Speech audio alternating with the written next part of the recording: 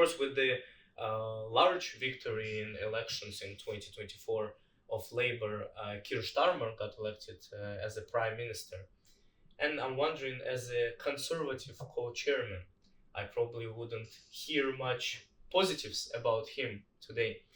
But I'm wondering whether there is anything you would like to tell me that you think he's done well so far. I thought you were coming here to talk about the Conservative Party and what I'm doing to reform it to make us electable and digital, social media and so on. I mean, I think that I'm a patriot before I'm a party politician, and I want this country to be a great country.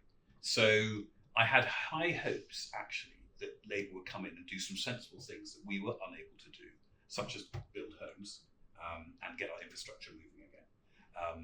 And I was all behind them for that. As it turns out, sadly, they haven't done that. And I don't know whether they are going to do it. So I'm not trying to be churlish by saying I haven't got too many good things to say about what they were doing, because actually I don't think they are doing too many good things. I think a lot of their agenda is very political.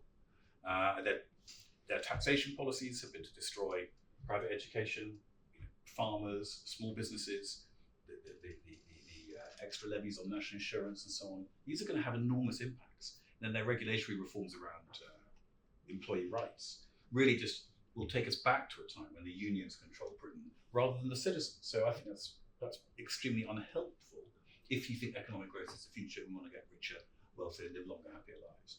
So I'm pretty down on what Labour have done, and I think the public are pretty down on what Labour are doing. And what we need to do actually is formulate a powerful response in terms of what would we do if we were back in government? How are we going to reform the state? How are we going to cut taxes and reduce the size of the state in terms of our freedom? How are we going to have a better society with young people like you who are at college, who want to go and make a great life for yourself, have a fabulous life, buy a great house, have a wonderful family, live your life as you want to live? How are we going to enable you to do that? That's my job, and that's what I'm focusing on. And with this, let's move on to one of the most general and serious questions that you're very much, I think, good. It's very good to ask you a question on that. Is Britain as a country right now, the UK as a country, being attractive to investors around the world? So it's a great question. Britain's got some phenomenal structural advantages. And unfortunately, we end up slightly clinging to them because we're focusing on structural advantages rather than sort of specific advantages. Rule of law, time zone, language, good culture, great workforce, hugely intelligent, well-educated people coming out of all these great universities. You can't get that elsewhere in the world. I mean, 4 of the top 10 universities come from the UK. It's amazing. And they're under threat because of funding, bad policy and so on. But today we still have that legacy. But then on top of that, you need to have a good environment for investing, good tax regime, good flexible workforce regime. It's absolutely essential, and access to capital, which we don't have enough of. So when I think of the sort of what sits on top of the structural benefits, they're under a lot more pressure. But for the long term, I love this country as an investor. I think the micro opportunities are huge. And I applaud, by the way, everything that the Labour government is trying to do in terms of getting investment into the UK. I absolutely am behind some of their policies to try and get some pension funds to invest in the UK. They've got a very good investment minister who took over from me, who I think is first class. And so some progress is being made.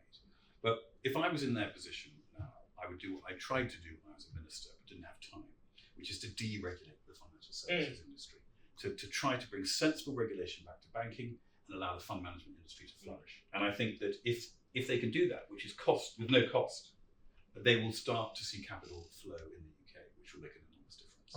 So I'm all for them. And then they've got to reform the planning system as well. If they can do that, then they will, I think, have left a significant legacy from which will benefit them and, frankly, all of us.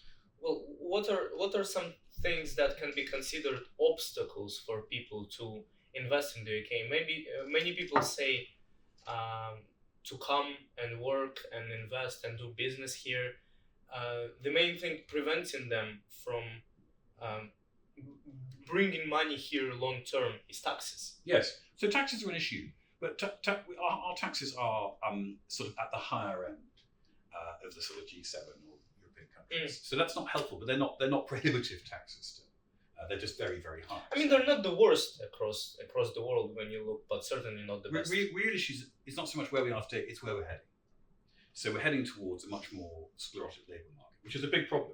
Now, people watching this may think, hey, that's great, let's have lots of worker rights legislation. It means we can't be fired. It means it's very difficult for companies to sort of move us around and so on. And that sounds great if you're in a job. But the reality is what it's going to do is it's going to stop people from hiring because it'll become very cumbersome and costly and complex to manage your workforce. If you run a pub, you've got people, times when people are going to your pub and times when they're not. If you're running a manufacturing line, you want to have flexibility or whatever it may be. So that future is going to be more difficult for companies that want to come and employ lots of people, which is a bit frustrating since that's exactly what you want as a government. So they're doing the opposite for themselves of what they want.